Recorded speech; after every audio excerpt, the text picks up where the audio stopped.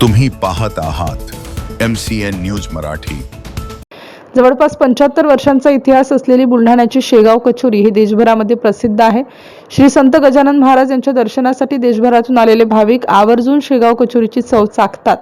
जगातील विविध देशांमध्ये या कचोरीची निर्यात केली जाते आणि याच कचोरीची लाखो नागरिकांप्रमाणे माकडांना देखील भुरळ पडल्याचं पाहायला मिळतंय।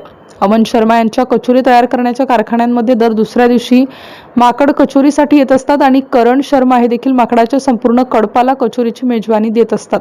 दरम्यान असे प्राणी प्रेम जपणाऱ्या करण शर्मा यांच्या या भूतदयेचे सर्वच स्तरातून कौतुक होत आहे। MCN न्यूज मराठी करिता रवी शेगोकार, शेगाव। भाविकांना शेगाव कचोरीची भुरळ पडते। आता आम्ही पाहतो बऱ्याच वेळपासून इथं यामध्ये जो आहे 4-5 जण कचोरीची वाट पाहत होते। काय नेमका प्रकार आहे? हे हर दर 2-3 दिवसाने येतात, त्यांना कचोरी किंवा केले हे सगळं मी पाचतो। ते कचोरीचा पण भरपूर आनंद घेतात ते आणि मजेने कचोरी खाऊन जातात। किती जण येतात? काही फिक्स नाही, 10-15 मानाने येतात ते नेहमी तिथे पण दुसऱ्या दिवशी दुसऱ्या तिसऱ्या दिवशी येतात।